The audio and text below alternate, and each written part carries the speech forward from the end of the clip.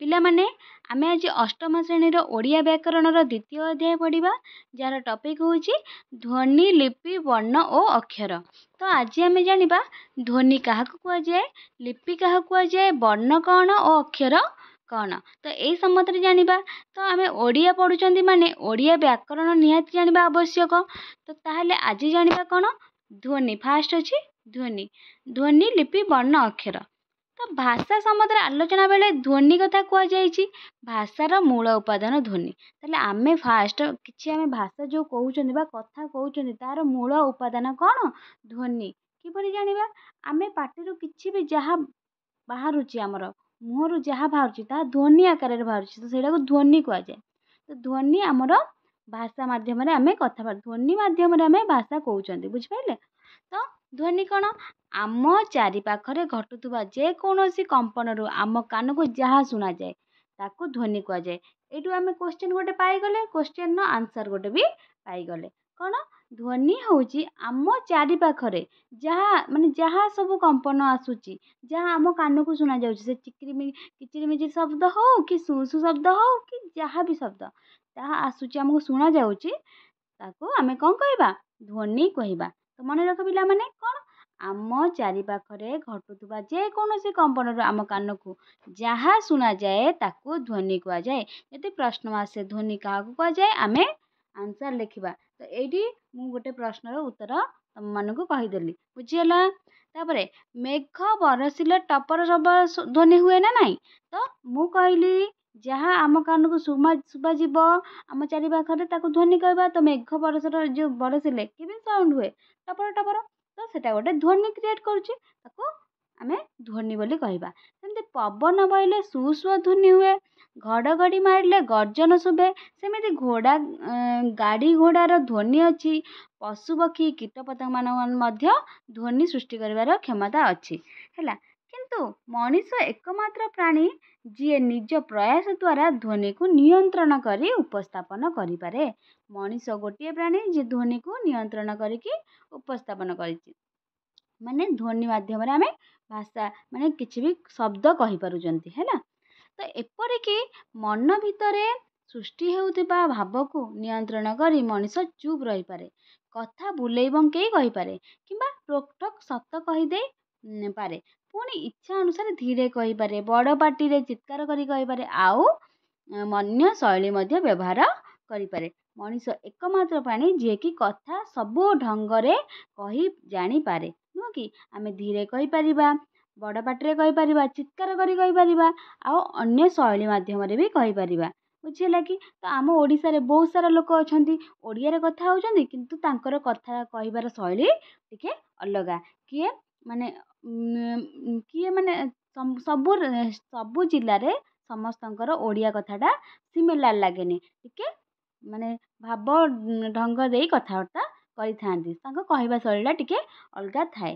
ତ ନିହାତି ଭାବରେ ତୁମେ ତାଙ୍କ ସହିତ ଅନ୍ୟ ଜିଲ୍ଲାମାନଙ୍କର ଲୋକମାନଙ୍କ ସହିତ ମିଶିଲେ ତୁମେ ଜାଣିପାରିବ, ହେଲା, କେମିତି ସେମାନେ କଥାବାର୍ତ୍ତା କରନ୍ତି। ତ ମଣିଷ ଏକମାତ୍ର ପ୍ରାଣୀ ଯିଏକି ଧ୍ୱନିକୁ ଆମେ ଭାଷା ମାଧ୍ୟମରେ ବିଭିନ୍ନ ପ୍ରକାର ଶୈଳୀରେ ଆମେ ଉପସ୍ଥାପନ କରିପାରନ୍ତି, ବୁଝିପାରିଲ? ତାପରେ ଏତେ ସବୁ ଧ୍ୱନି ନିୟନ୍ତ୍ରଣ କରିବାର କ୍ଷମତା କେବଳ କାହାର ଅଛି? କେବଳ ମଣିଷର ଅଛି। ତେଣୁ ବ୍ୟାକରଣ ଶାସ୍ତ୍ରରେ ଧ୍ୱନି କହିଲେ କେବଳ ମଣିଷ ମୁଖରୁ ନିଃସୃତ ହୋଇଥିବା ଏବଂ ଏହା ମାଧ୍ୟମରେ ଅର୍ଥବୋଧ କରିବା ପାଇଁ ଶବ୍ଦ ଗଠନର କ୍ଷମତା ଥିବା ଓ ଶୁଣି ହେଉଥିବା କମ୍ପନକୁ ବୁଝାଏ। କ'ଣ ଦେଲା? ବ୍ୟାକରଣ ଶାସ୍ତ୍ରରେ ଧ୍ୱନି କହିଲେ କ'ଣ? ଏଇଟାକୁ ଆମେ ବଢ଼ିଆ ସେ ଲେଖିପାରିବା ଗୋଟେ ପ୍ରଶ୍ନର ଉତ୍ତର ଭାବରେ। ଧ୍ୱନି କାହାକୁ ଯଦି ଆମେ କହିଲି ଆନ୍ସର୍ଟା ଏଇଟା ହେବ, ଏଇଟା ବି ଧ୍ୱନି କାହାକୁ କହିଲେ ଆମେ ଏଇଟା ବି ଲେଖିପାରିବା। କ'ଣ? ବ୍ୟାକରଣ ଶାସ୍ତ୍ରରେ ଅଛି କି ଧ୍ୱନି କହିଲେ କେବଳ ମଣିଷ ମୁଖରୁ ନିଃସୃତ ହୋଇଥିବା ଏବଂ ଏହା ମାଧ୍ୟମରେ ଅର୍ଥବୋଧ କରିବା ପାଇଁ ଶବ୍ଦ ଗଠନ କ୍ଷମତା ଥିବା ଓ ଶୁଣି ହେଉଥିବା କମ୍ପନକୁ ବୁଝାଏ, ବୁଝିଲା କି? ଏଇଟା ବ୍ୟାକରଣ। ଆମେ ତ ଧ୍ୱନି ସବୁଆଡ଼ୁ ଶୁଣୁଛନ୍ତି, ଆମ ଚାରିପାଖରେ ଧ୍ୱନି କମ୍ପନରୁ ଆମେ ଧ୍ୱନି ସୃଷ୍ଟି ହେଉଛି, ଆମେ ଜାଣିପାରୁଛନ୍ତି, କିନ୍ତୁ ପର୍ଟିକୁଲାର ଧ୍ୱନିର ଆନ୍ସର୍ ହେବ ଏଇଟା କି କ'ଣ? ମଣିଷ ମୁଖରୁ ନିଃସୃତ ହେଉଥିବା ଏବଂ ତାହା ମାଧ୍ୟମରେ କ'ଣ ହୁଏ? ଅର୍ଥବୋଧ କରିବା ପାଇଁ ଶବ୍ଦ ଗଠନର କ୍ଷମତା ଥିବ, ଶବ୍ଦ ଗଠନ ବି ହେଇପାରୁଥିବ। ଯେଉଁ ଧ୍ୱନି ନିଃସୃତ ହେଉଥିବ ତା ମାଧ୍ୟମରେ ଶବ୍ଦ ଗଠନ ବି ହେଇପାରୁଥିବ, ଆଉ ଶୁଣି ହେଉଥିବ, ତାକୁ ସେଇ କମ୍ପନକୁ ଆମେ କ'ଣ କହିବା? ଧ୍ୱନି ବୋଲି କହିବା। एटा होची पर्टिकुलर ध्वनिर आंसर। बुझिला कि ध्वनिर आंसर आम पाइगले। तापरे कही और शुणी हेउथबारु एहाकू भाषिक ध्वनि कुआ जाए। काम कोन पाई आमे एटा कहि पारुचंती आ शुणी पारुचंती ताकू भाषिक ध्वनि बोली कुआ जाए। ए हेतु चित्कार किंबा हुइसेल मारिबा इत्यादि ध्वनि भाषिक ध्वनि नुहंती। चित्कार आमे गले बा हुइसेल मारले आमे कोन एटाकू कहि पारुचंती आमे माने ध्वनिटा क्रिएट होउची किंतु शब्द आसुनी सेटाकू आमे भाषिक ध्वनि कहिबा नाही कारण एसबु शब्द गठन क्षमता करिवार क्षमता नाही शब्द गठन करिवार क्षमता रखि पारंती नाही। बुझिला कि केवल आमे मनीष मुखरु जोड़ा सृष्टि हुए आ अर्थबोध करिवार क्षमता थाए आ शब्द गठन भी करि पारे आमे ताकू सुनि पारंती ताहाकू सेही कंपन को आमे ध्वनि बोली कहिबा। बुझिला कि तापरे अ आ हर्षेय दीर्घई क ख ग आदि भाषिक ध्वनि कारण एहाकू नहीं आमे अख कहि हेबो आई कहि हेबो सेमिति कळ खळ गळ आदि अर्थ थिबा संकेत तैयारी करि हेबो। तेणु सेगुड़े गोटे गोटे भाषिक ध्वनि कौन एगुड़ा सब भाषिक ध्वनि कह जाए कहीं आ माध्यम आमे शब्द गठन करि परिबा। एहिपरि पृथ्वीर सबु भाषार निजस्व भाषिक ध्वनि रही एथिरु केतेक ध्वनि समान केतेक असमान होई पारे। सुतरां जहा सहित तुंडरे अर्थपूर्ण भावे कह जाए ताहा बा उच्चारित हुए ताहाकू ध्वनि कह जाए है। मनीष तुंडरे जोटा अर्थपूर्ण भावे कह जाए बा उच्चारित हुए ताकू आमे ध्वनि कहबा।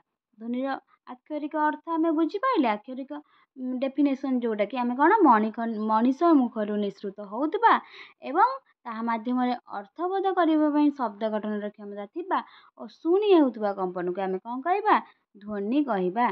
ध्वनिर प्रश्न आमे उत्तर पाइगले। तापर आसला लिपि। अच्छा कहिलो पिला माने हमर ओडिया व्याकरणर रचयिता किए ओडिया व्याकरण रचयिता किए कमेंट सेक्शन में कहिबो। बुझिला। तापर लिपि। लिपि कोन आमे कहिबा बेले जेउ ध्वनि उच्चारण करू तार देखि हेउतबा आकारटे होउची लिपि। धर आमे कहिले अ तो गोटे ध्वनि उच्चारण हला ताकू आमे देखि परिबा केमिति देखि परिबा एमिति लेखिकी देखि परिबा। तो एई जो लेपन हला बा लेखिले ताकू कोन कहले लिपि। लिपि माने लेपन बा बोलिबा। बुझिला कि आमे लिपंती जो माटी घर कोठा माटी घर को आमे लिपंती से लिपिबा जोटा आमे सेटाकू हमर ध्वनिटा को आमे लिपि देले माने लेपन कले माने लेखिबा द्वारा आमे जा जोटा पाइले बा देखि पारिले ताकू आमे लिपि बोली कहिबा। बुझि पाइलो। आमे कहिबा बेले जेउ ध्वनि उच्चारण करू तार देखि हेउतबा आकारटे हेउची लिपि। माटी घर गुड़िक स्वच्छ रखिबाकू लिपा जाए कांथ बा पट्टारे रंग लिपा जाए साधारण भावे लिपिबा शब्द बोलिबा अर्थरे प्रयोग हुए। शुणा जाउथुवा ध्वनि गुड़िक देखिबा पई पत्थर कांथ तंबा पट्टा कना वा कागज रे एपरि निर्दिष्ट रंग रे बोली दिया जाए बा लिपि दिया जाए ओ ताहा सेई ध्वनिर प्रतीक बोली शिखाई दिया गले आमे सेई लिपा जाइथिबा रूप को देखि उद्दिष्ट ध्वनि उच्चारण करू। भाषा क्षेत्र रे ध्वनिर लिपन रूप को लिपि कुआ जाए। बुझिला कि हमर भाषा एटा का आमे आंसर पाइले लिपिर आंसर कौन भाषा क्षेत्र रे ध्वनि जो आमे क्रिएट करछंती बा सृष्टि करछंती से अ ओ क हो ख हो आमे ताको लेपन कर देले से जो लिपन रूप को भाषा क्षेत्र रे ध्वनिर लिपन रूप को कौन कहबा लिपि कहबा। आमे आर आंसर लिपिर आंसर पाइले आ ध्वनि कौन कहितली मनीष मुखरु निसृत होइतबा एहा माध्यम अर्थबोध करिवार शब्द गठन क्षमता थिबा और शुणी हेउतबा कंपन को जो कौन कह जाए ध्वनि कह जाए। सेई ध्वनिर लिपन रूप को आमे कौन कहबा सेई ध्वनिर लिपन रूप को आमे कहबा लिपि। का क्षेत्र रे भाषा क्षेत्र रे। बुझिबालो आमे दीटा प्रश्न दीटा उत्तर पाइले आ बुझिबालो कि नाही कमेंट सेक्शन में कहबो निहाती भाबरे। तापर आसला कोन अ एई छवि सह ख एई छवि को देखिले आमे अख कहबा। एटा होच गोटे गोटे लिपि आमे लेखिले लिपि ध्वनिर लिखन रूप एटा लिपि। पुणी च एई छवि सह क एई छवि को देखिले आमे कहबा चक। एपरि कहबा सह आमे तार अर्थ बा भाव को मध्य बुझिबा। बुझिबालो पूर्वर भाषा संबंध आलोचना कला बेले आमे जानिथिले जे भाषा होउची प्रतीक बा संकेत। ଆମେ ଚକର ଚିତ୍ର ନ କରି କେବଳ ଚକ ଉଚ୍ଚାରଣ କଲେ ସେ ବସ୍ତୁଟିକୁ ବୁଝିଯାଉ। ଚକ ଉଚ୍ଚାରଣ କରିବା ଦ୍ୱାରା ଆମେ କ'ଣ ଆମ ମାଇଣ୍ଡରେ ଚକ ଚିତ୍ରଟା ପଳେଇ ଆସେ। ବୁଝିପାରିଲ କି? ତେଣୁ ଏହି ଉଚ୍ଚାରଣ ସେଇ ବସ୍ତୁର ପ୍ରତୀକ। ପୁଣି ଏହି ଧ୍ୱନିର ଉଚ୍ଚାରଣକୁ ଦେଖିବା ଓ ଦେଖାଇବା ପାଇଁ ଆମେ ଯେଉଁ ସଂକେତ ଆଙ୍କିଦେଲେ ତାହା ସେଇ ଧ୍ୱନିର ପ୍ରତୀକ ଭାବେ ଦେଖି ହେଲା। ବ୍ୟବହୃତ ଧ୍ୱନିର ପ୍ରତିନିଧିତ୍ୱ କରୁଥିବା ଦୃଶ୍ୟମାନ ସଂକେତ ବା ପ୍ରତୀକ ହେଉଛି ଲିପି। ତାହେଲେ ଆମେ ବ୍ୟବହୃତ ଧ୍ୱନିର ଆମେ ଯେଉଁ ବ୍ୟବହାର କରୁଛନ୍ତି ଧ୍ୱନି ଆମେ ଉଚ୍ଚାରଣ କରୁଛନ୍ତି ପ୍ରତିନିଧିତ୍ୱ କରୁଥିବା ଦୃଶ୍ୟମାନ ସଂକେତ ବା ପ୍ରତୀକ ହେଉଛି ଲିପି। ହେଲା, ଆମେ ସର୍ଟକଟ୍ରେ କହିବାକୁ ଗଲେ ଆମେ ଧ୍ୱନିର ଲିପନ ରୂପକୁ ଆମେ କ'ଣ କହିବା? ଲିପି ବୋଲି କହିବା। ଧ୍ୱନିର ଲିପନ ରୂପକୁ ଲିପି ବୋଲି କହିପାରିବା। ପୃଥିବୀର ସବୁ ଭାଷାର ଲିପି ସୃଷ୍ଟି ହୋଇନାହିଁ।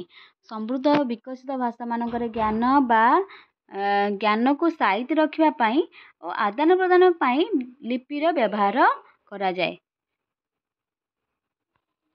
ଗୋଟିଏ ସମୃଦ୍ଧ ଭାଷାର ଗୋଟିଏ ବିକଶିତ ଲିପିମାଳା ବ୍ୟବହୃତ ହୋଇଥାଏ। ଏପରି କେତେକ ଭାଷା ରହିଛି ଯେଉଁମାନଙ୍କର କଥନ ଭଙ୍ଗୀ ଭିନ୍ନ, ମାତ୍ର ଲିଖନ ପଦ୍ଧତିର ଲିପି ସମାନ। ଓଡ଼ିଆ ଭାଷାର ସ୍ୱତନ୍ତ୍ର ଲିପି ଥିବାବେଳେ ବଙ୍ଗଳା ଓ ଅହମିଆ ଭାଷାରେ ଗୋଟିଏ ପ୍ରକାର ଲିପି ବ୍ୟବହୃତ ହୁଏ।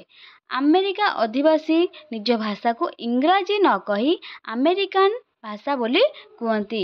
ତାହେଲେ ତାଙ୍କର ଭାଷାଟା ହେଉଛି କ'ଣ? ତାଙ୍କର ଭାଷା ଇଂରାଜୀ, କିନ୍ତୁ ସେମାନେ ଇଂରାଜୀ କୁହନ୍ତି ନାହିଁ, ସେ ଆମେରିକାନ୍, ତାଙ୍କ ଦେଶ ଅନୁସାରେ ସେ କୁହନ୍ତି ଆମେରିକାନ୍ ବୋଲି ଭାଷା କୁହନ୍ତି। କିନ୍ତୁ ଉଭୟ ଭାଷାରେ ଏକ ପ୍ରକାର ଲିପିର ବ୍ୟବହୃତ ହୋଇଥାଏ। ରୁଷ, ଫରାସୀ ଆଦି ଭାଷାରେ ନିଜ ନିଜର ସ୍ୱତନ୍ତ୍ର ଲିପି ଥିବାବେଳେ ଚୀନ ଭାଷାରେ ପ୍ରତ୍ୟେକ ଧ୍ୱନି ପାଇଁ ଲିପି ନଥାଇ ପ୍ରତ୍ୟେକ ଶବ୍ଦ ପାଇଁ ଗୋଟିଏ ଗୋଟିଏ ଚିତ୍ର ଆଙ୍କିବାକୁ ପଡ଼ିଥାଏ।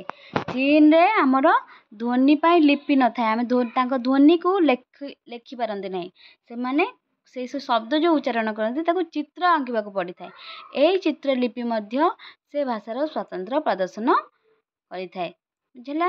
ଆମେ ଜାଣିଲେ ଧ୍ୱନି କାହାକୁ କୁହାଯାଏ, ଲିପି କାହାକୁ କୁହାଯାଏ। ଏବେ ଜାଣିବା ବର୍ଣ୍ଣ। ବର୍ଣ୍ଣ କ'ଣ? ସବୁ ଭାଷାର ଧ୍ୱନି ନିଶ୍ଚୟ ଅଛି, କିନ୍ତୁ କେବଳ ସମୃଦ୍ଧ ବିକଶିତ ଭାଷାର ଲିପି ଥାଏ। ଲିପିକୁ ଦେଖି ଧ୍ୱନିକୁ ଉଚ୍ଚାରଣ, ଚିହ୍ନିବା ଓ ରୂପ ଦେବାର ବିଧିକୁ ବର୍ଣ୍ଣ କୁହାଯାଏ। ଆମେ ଯେଉଁ ରୂପ ଦେଇଛନ୍ତି ଧ୍ୱନିକୁ, ଆମେ ଲିପିକୁ ଦେଖି ଧ୍ୱନିକୁ ଉଚ୍ଚାରିତ, ଚିହ୍ନିବା ଓ ରୂପ ଦେବାର ବିଧିକୁ ଆମେ କ'ଣ କହିଥାନ୍ତି? ବର୍ଣ୍ଣ କହିଥାନ୍ତି। ଆମେ ଯେଉଁ ରୂପଟା ଦେଇଛନ୍ତି ସେଇଟାକୁ ଆମେ ବର୍ଣ୍ଣ କହିବା। ସାଧାରଣ ଭାବେ ଗୋଟିଏ ଗୋଟିଏ ଧ୍ୱନି ପାଇଁ ଗୋଟିଏ ଗୋଟିଏ ଲିପି ରଖାଯାଏ। କିନ୍ତୁ କେତେକ ସ୍ଥଳରେ ଗୋଟିଏ ଧ୍ୱନି ପାଇଁ ଏକାଧିକ ଲିପି ଓ ଏକାଧିକ ଧ୍ୱନି ପାଇଁ ଗୋଟିଏ ଲିପି ମଧ୍ୟ ବର୍ଣ୍ଣ ଆକାରରେ ରହିଥାଏ। ଓଡ଼ିଆ ବର୍ଣ୍ଣମାନଙ୍କ ମଧ୍ୟରୁ ଗୋଟିଏ ସ ଧ୍ୱନି ପାଇଁ 3ଟି ଲିପି ରହିଛି। ଆମେ ଓଡ଼ିଆ ଭାଷାରେ ସ ଯେଉଁ ଲେଖିଲେ 3ଟି ସ, କ'ଣ? ଏଇଟା ଦନ୍ତେଶ, ତାପରେ ତାଲବେଶ ଅଛି, ତାପରେ ମୁଦ୍ନେଶ ଅଛି, 3ଟି ସହ। ଲିପି କିନ୍ତୁ ମାନେ କ'ଣ, ଯେଉଁ ଧ୍ୱନି କିନ୍ତୁ ସମାନ। ଆମେ ଏଟାକୁ ସ କହିବା, ଏଟାକୁ ସ କହିବା, ଏଟାକୁ ସ କହିବା, କିନ୍ତୁ ଆମେ ଲେଖିଲା ବେଳେ ଆମେ ଯେଉଁ ଲିପିଟା ଲେଖନ୍ତି ଗୋଟିଏ ସ ପାଇଁ ଆମେ 3 ପ୍ରକାର ଲେଖନ୍ତି। ଏହି 3 ପ୍ରକାର ଉଚ୍ଚାରଣ ଆଜି ଆମ ଭାଷାରେ ନାହିଁ, କିନ୍ତୁ 3ଟି ବର୍ଣ୍ଣର ବ୍ୟବହାର ଅଛି। 3ଟି ବର୍ଣ୍ଣର ବ୍ୟବହାର ଅଛି କି ନାହିଁ? ଉଚ୍ଚାରଣ କିନ୍ତୁ ସମାନ।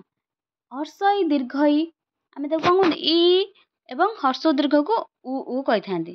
ମଧ୍ୟ ସେହିପରି ଗୋଟିଏ ଗୋଟିଏ ଧ୍ୱନି ପାଇଁ 2ଟି ଲିପି ବ୍ୟବସ୍ଥା ଚଳି ଆସିଛି। ଇଏ ଗୋଟିଏ ଗୋଟିଏ ଧ୍ୱନି କିନ୍ତୁ 2ଟା ଲିପି। ଗୋଟିଏ ଧ୍ୱନି ଉଚ୍ଚାରଣ କଲାବେଳେ ଧ୍ୱନିଟା ଇ ଆଉ ଇ ଗୋଟିଏ ଉଚ୍ଚାରଣ ହେଉଛି, କିନ୍ତୁ 2ଟା ଲିପି ଅଛି। ବୁଝିଲା କି? ଓଡ଼ିଆ ଭାଷାର ଯୁକ୍ତ ବର୍ଣ୍ଣରେ ଏପରି କେତେକ ଚିହ୍ନ ଅଛି ଯାହା ଗୋଟିଏ ପ୍ରକାର ଲେଖାଯାଉଥିଲେ ମଧ୍ୟ ଭିନ୍ନ ସ୍ଥିତିରେ ଭିନ୍ନ ଉଚ୍ଚାରଣ ହୋଇଥାଏ। ଯଥା ମୁଣ୍ଡ, ଏଠାରେ ଣ ସହିତ ଥିବା ଚିହ୍ନଟି ଡ, ହେଲା, ତଳେ ଯେଉଁ 2 ଭଳିଆ ଦିଆହେଇଛି ସେଟା ହେଉଛି ଡ। କିନ୍ତୁ ମୁକ୍ତା ସେଇ ଚିହ୍ନଟି ସମାନ, ଏଇ ଚିହ୍ନଟି ବି ସମାନ, କିନ୍ତୁ ଏଠି ତ, ସେଇ ଯେଉଁ ଏଠି 2 ଯେଉଁ ଆକାର ଭଳିଆ ଦିଆହେଇଛି ସେଟା ଡ ଉଚ୍ଚାରଣ ହେଉଛି, ଏଠି 2 ଏଟା ହେଉଛି ତ ଉଚ୍ଚାରଣ, ମୁକ୍ତା। ଏପରି ଆଉ କେତେକ ଉଦାହରଣ ମଧ୍ୟ ଓଡ଼ିଆ ଭାଷାରେ ମିଳେ। ଇଂରାଜୀ ଭାଷାର ବର୍ଣ୍ଣରେ ଲେଖିବା ଏବଂ ଉଚ୍ଚାରଣ କରିବାରେ ଏଭଳି ବହୁତ ବିଷମତା ଦେଖାଯାଏ। ତଥାପି ଏସବୁକୁ ଅଭ୍ୟାସ ଯୋଗେ ମନେ ରଖିବାକୁ ହୁଏ। ଗୋଟିଏ ଭାଷା କହିବା ପାଇଁ ସେଇ ଭାଷାର ଧ୍ୱନିକୁ ଶିଖିବାକୁ ହୁଏ। ସେଇ ଭାଷାକୁ ପଢ଼ିବା ପାଇଁ ତାର ଲିପିକୁ ଜାଣିବାକୁ ହୁଏ। ଏହି ଧ୍ୱନି ତାର ପ୍ରତୀକ ଲେଖ ରୂପ ଲିପି ହେଉଛି ବର୍ଣ୍ଣ। ତା ପ୍ରତୀକ ଲେଖ ରୂପ ଲିପି ହେଉଛି ବର୍ଣ୍ଣ ଏବଂ ଯେଉଁ ଶୈଳୀରେ ଏହା ସଜାଯାଏ ତାକୁ ବର୍ଣ୍ଣମାଳା କୁହାଯାଏ। ହେଲା, ଯେଉଁ ଲିପି ଆମେ ଲେଖନ୍ତି ଏଟା ଲେପନ କରାଯାଏ, ତାକୁ ଆମେ ପ୍ରତୀକ ଦେଇଦେଲେ ତାର ହେଉଛି ସେଟା ହେଉଛି ସେଟା ହେଉଛି ବର୍ଣ୍ଣ। ବୁଝିଲା କି? ଆଉ ସେଇ ଯେଉଁ ବର୍ଣ୍ଣମାଳାକୁ ଆମେ ସଜେଇ ଯେଉଁ ଲେଖନ୍ତି ତାକୁ ବର୍ଣ୍ଣମାଳା ବୋଲି କୁହାଯାଏ। ଆମେ ଜାଣିଲେ କ'ଣ ଧ୍ୱନି, ଲିପି, ବର୍ଣ୍ଣ, ତାପରେ ଜାଣିବା ଅକ୍ଷର। ସାଧାରଣ ଭାବେ ଆମେ ବର୍ଣ୍ଣ, ଲିପି ଓ ଅକ୍ଷରକୁ ଏକା କଥା ବୋଲି ବୁଝିଥାଉ। ବର୍ଣ୍ଣମାଳାରେ ଥିବା ଲିପିକୁ ସେଇ ଭାଷାର ଅକ୍ଷର ବୋଲି ଅନେକ କହିଥାନ୍ତି। ଏହାର କାରଣ ହେଲା ଏହି ଶବ୍ଦର ଅର୍ଥ ଯାହା କ୍ଷର ହୁଏ ନାହିଁ ତାହା ଅକ୍ଷର। ଯାହା କ୍ଷର ହୁଏ ନାହିଁ ତାହା ଅକ୍ଷର। ବର୍ଣ୍ଣ, ଲିପି, ଅକ୍ଷରକୁ ଆମେ ସମାନ ବୋଲି ବୁଝିଥାଉ। ଗୋଟିଏ କଥା ବା ଜ୍ଞାନକୁ ଲେଖି ରଖିଦେଲେ ଏହା ବହୁ କାଳ ଯାଏ ସ୍ଥାୟୀ ହୋଇ ରହିଯାଏ। କ୍ଷର ହୁଏ ନାହିଁ ବା କ୍ଷୟ ହୁଏ ନାହିଁ, ଶୀଘ୍ର ନଷ୍ଟ ହୁଏ ନାହିଁ। ତେଣୁ କାଳକ୍ରମେ ଲିପି ମାଧ୍ୟମରେ ସାଇତି ରଖାଯାଉଥିବାରୁ ଲିପିକୁ ଅକ୍ଷର ବୋଲି କୁହାଯାଇଛି। ହେଲା, ଏଗୁଡ଼ାକ ଲିପିକୁ ଆମେ ଯେଉଁ ଲିପି ଆମ ଲେଖନ୍ତି ଲେପନ କରନ୍ତି ବା କ ଏଗୁଡ଼ା ସବୁ ଲେପନ କରନ୍ତି, ଏଇଟା ଲିପି ଗୋଟେ ଏକୁ ଆମେ ବର୍ଣ୍ଣ କହିପାରିବା। କିନ୍ତୁ ଏଇଟାକୁ ଆମେ ସାଇତି କରି ଯେଉଁ ରଖୁଛନ୍ତି ତାକୁ ଆମେ ଅକ୍ଷର, କାହିଁକି ନା ଏଗୁଡ଼ା ସବୁ କ୍ଷର ହେଉନାହିଁ ବା କ୍ଷୟ ହେଉନାହିଁ, ଏଗୁଡ଼ା ଅକ୍ଷର ବୋଲି ଆମେ କୁହନ୍ତି। କିନ୍ତୁ ଆଜି ଆଧୁନିକ ବ୍ୟାକରଣରେ ଅକ୍ଷର କହିଲେ ଗୋଟିଏ ସ୍ପୋର୍ଟରେ ବା ଗୋଟିଏ ଥରରେ ଉଚ୍ଚାରିତ ଧ୍ୱନି ବା ଧ୍ୱନିମାନଙ୍କୁ ବୁଝୁଛୁ। ଯଥା ଓ ଗୋଟିଏ ଅକ୍ଷର, ଧରିବାକୁ ଆଦେଶ ଦେଲା ବେଳେ ଏପରି କୁହାଯାଏ। ଏହା ଧ ଏବଂ ଧ ହଳନ୍ଦ ଏବଂ ମିଶି ଗୋଟିଏ ଅକ୍ଷର ହେଇଛି। ଖ ଏବଂ ଆ ମିଶି ହେଇଛି ଖା ଗୋଟିଏ ଅକ୍ଷର, କାରଣ ଏହା ଗୋଟିଏ ଥରରେ ଉଚ୍ଚାରିତ ହେଉଛି। କଷ୍ଟ, ଏହି ଶବ୍ଦରେ କ ହଳନ୍ଦ ସ ହଳନ୍ଦ ଟ ହଳନ୍ଦ ଧ୍ୱନି ଗୁଡ଼ିକ କମ ଭାବରେ ରହିଅଛି। ଉଚ୍ଚାରଣ ବେଳେ କ ହଳନ୍ଦ ଗୋଟିଏ ଥରରେ ଉଚ୍ଚାରିତ ହୁଏ, ତେଣୁ ଏହା ଗୋଟିଏ ଅକ୍ଷର ଏବଂ ସ ଟ ହଳନ୍ଦ ଗୋଟିଏ ଥରରେ ଉଚ୍ଚାରିତ ହୁଏ, ତେଣୁ ଏହା ଗୋଟିଏ ଅକ୍ଷର। ଏହିପରି ବିଚାର କଲେ ବସ୍ ଦୁଇଟି ଅକ୍ଷର ମିଶି ବସ୍ ହୋଇଛି। ବସ୍ ଦୁଇଟି ଅକ୍ଷର ମିଶିକି କ'ଣ ହେଇଛି? ବସ୍ ଗୋଟିଏ ଅକ୍ଷର। ଉଠ ଦୁଇଟି ଅକ୍ଷର, ଉଠ ହେଇଛି ଗୋଟିଏ ଅକ୍ଷର। ଏମିତି 2, 3ଟି 4ଟି ଶବ୍ଦକୁ ଧ୍ୱନିକୁ ନେଇ ଗୋଟିଏ ଅକ୍ଷର ହୋଇପାରେ। 2, 3, 4ଠୁ ନେଇକି ଗୋଟିଏ ଅକ୍ଷର ହୋଇପାରେ। ଉଦାହରଣ ସ୍ୱରୂପ ସ୍ୱରାଷ୍ଟ୍ର, ଇଏ ଗୋଟିଏ ଅକ୍ଷର। ସ୍ୱ ହେଇଛି କେମିତି? ସ ହଳନ୍ଦ ସ୍ୱ। ର ହଳନ୍ଦ ଯୁକ୍ତ ଆ। ଷ୍ଟ୍ର ସ ହଳନ୍ଦ ଟ ହଳନ୍ଦ ର ହଳନ୍ଦ ଷ୍ଟ୍ର ହେଇଛି। ଏଥିରେ ପ୍ରଥମ ଅକ୍ଷରରେ 3ଟି, ପ୍ରଥମ ଅକ୍ଷରଟା ପ୍ରଥମ ଅକ୍ଷର, ଏଇ ପ୍ରଥମ ଅକ୍ଷରରେ 3ଟି, ଦ୍ୱିତୀୟ ଅକ୍ଷରରେ 2ଟି, ତୃତୀୟ ଅକ୍ଷରରେ 4ଟି ଧ୍ୱନି ଅଛି। ଏସବୁ ଗୋଟିଏ ଧ୍ୱନି। ବୁଝିପାରିଲେ? ଆମେ ଆଜି ଜାଣିଲେ କ'ଣ? ଧ୍ୱନି, ଲିପି, ବର୍ଣ୍ଣ ଓ ଅକ୍ଷର। ଅକ୍ଷର କାହାକୁ କୁହାଯାଏ? ଯାହା କ୍ଷର ହୁଏ ନାହିଁ, ଆମେ ତାକୁ ସାଇତି କରି ରଖନ୍ତି, ଯାହା କ୍ଷର ହୁଏ ନାହିଁ ତାହା ହେଉଛି ଅକ୍ଷର। ବୁଝିହେଲା କି? ଆଜି ଆମେ 4ଟି ଜାଣିଲେ, ତ 4ଟିର ପ୍ରଶ୍ନ ଉତ୍ତର ବି ଜାଣିବାର ଥିବ। ପ୍ରଶ୍ନ ମୁଁ କହିଥିଲି ଧ୍ୱନି କାହାକୁ କୁହାଯାଏ ଆଉ ତାର ଉତ୍ତର ବି ମଧ୍ୟ କହିଥିଲି। ଲିପି କାହାକୁ କୁହାଯାଏ ତା ଉତ୍ତର ମଧ୍ୟ ମୁଁ ଦେଖେଇଥିଲି। ବର୍ଣ୍ଣ ସେହିପରି ଅକ୍ଷର, ଏସବୁ ଉତ୍ତର ଆମେ ପାଇଲେ। ତ ଆଜି ହେଉଛି ଏଇଟା ଆମେ ପାର୍ଟ 1ରେ ଦେଖିଲେ। ପାର୍ଟ 2ରେ ଜାଣିବା ବର୍ଣ୍ଣ କ'ଣ, ବର୍ଣ୍ଣମାଳା କ'ଣ। ଏହିପରି ବହୁତ 2-3ଟି ପାର୍ଟ ଆସିବ। ତ ସବୁ ଏଇ ପାର୍ଟରେ ଆମେ ସବୁ ଓଡ଼ିଆ ଗ୍ରାମାରଟାକୁ ଏଇ ଯେଉଁ ବିଷୟ ଦ୍ୱିତୀୟ ଅଧ୍ୟାୟଟିକୁ ସାରିଦେବା।